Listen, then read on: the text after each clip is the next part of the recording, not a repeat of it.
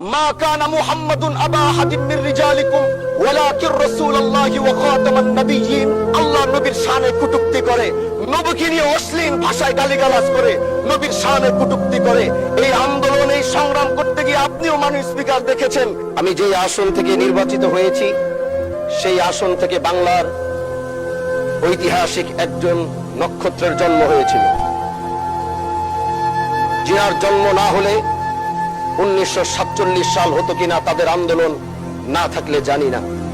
কারণ তিনারা নিজের জীবনকে বাজি রেখে ব্রিটিশ বিরোধী আন্দোলন করেছেন এবং আল্লাহ পাকের কাছে অশেষ শুকরিয়া জানাই যে সেই ব্রিটিশ বিরোধী আন্দোলনের অন্যতম একজন নেতা হাজী শরীয়তুল্লাহ রহমতুল্লাহ আলাইহির সেই বংশের সন্তান হিসাবে আল্লাহ আমাকেও কবুল করেছেন।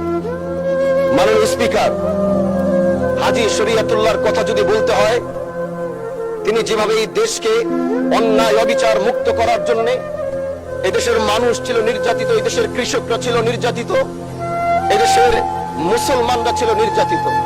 একদিকে ব্রিটিশ মুসলমানদের উপর অত্যাচার করছিল, আরেক দিক থেকে হিন্দু জমিদাররা তারা মুসলমানদের উপরে একচেটিয়া অন্যায় অবিচার স্ট্রিম রুলার চালিয়ে যাচ্ছিল। তখনই এই বাংলার বুকে হাজী শরীয়তুল্লাহর আগমন হয় এবং তিনি ইনসাফ প্রতিষ্ঠার যে সংগ্রাম শুরু করেছিলেন, সেই সংগ্রামের মধ্য দিয়ে আসে 1947 সাল এবং সেই 1947 সাল পাওয়ার কারণেই আমরা 1971 সাল পেয়েছি। হাজী শরীয়তুল্লাহ যদি 1947 না এনে দিত তাহলে আমরা 1971 সাল পেতাম না। মাননীয় স্পিকার, আজ দাঁড়িয়েছি শুধু শিবচরের কথা বলার জন্য নয়। আমরা একটি বিশাল কমিউনিটি থেকে বিলং করি। আমরা দেশ ও জাতির কণ্ঠ হয়ে কথা বলার জন্য জাতীয় সংসদে এসে দাঁড়িয়েছি। আমাদের সংসদ ওই পাশে যারা রয়েছেন তারা শুধু মনে করেন যে আমরা শুধু তাদের বিরোধিতার জন্য দাঁড়িয়েছি। বিরোধী দল মানে শুধু বিরোধিতা করা নয়, সরকারি দল যদি ভালো কাজ করবে, বিরোধী দলের মঞ্চে দাঁড়িয়েও তাদের প্রশংসা করতে আমরা বিন্দু পরিমাণ দ্বিধা করব না।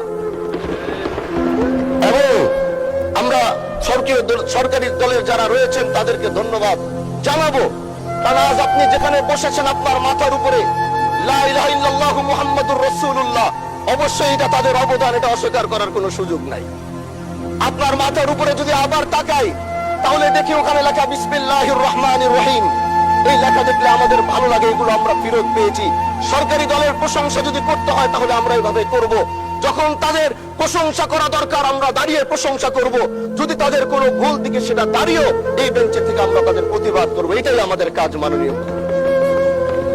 আজ দাঁড়িয়েছি, হয়তো আমার কথা অনেক লম্বা, আমি জানি না আপনি আমাকে সময় দিবেন কিনা, কিন্তু আমি বলতে চাই মাননীয় স্পিকার, আমরা যেই জায়গা থেকে দাঁড়িয়েছি, বাংলার 30 থেকে 40 লক্ষ ওলামায়ে কেরাম আমাদের দিকে তাকিয়ে রয়েছে। কারণ তাদের কণ্ঠ, তাদের সে আওয়াজগুলো আমরা যেন জাতীয় সংসদ থেকে দিতে পারি।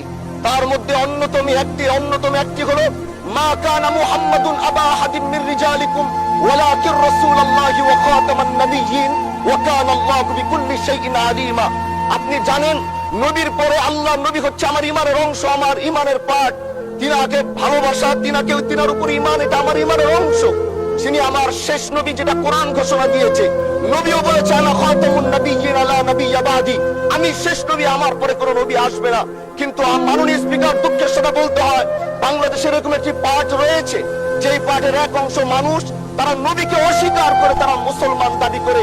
এবং এই বিষয়ে অনেকের ধারণা আছে, তারা জানে এই আন্দোলন করতে গিয়ে অনেক মুসলমানকে রাস্তায় শহীদ হতে হয়েছে, আন্দোলন করতে হয়েছে।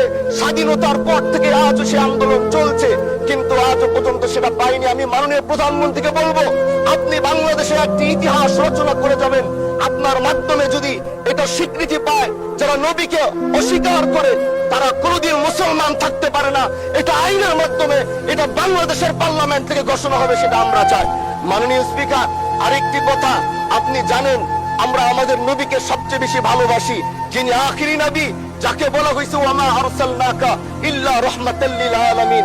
আমরা বারবার দেখছি কিছুদিন পর পর কারা যেন কিভাবে এসে আল্লাহ নবীর শানে কটূক্তি করে, নবীকে নিয়ে অশ্লীল ভাষায় গালিগালাজ করে, নবীর শানে কটূক্তি করে।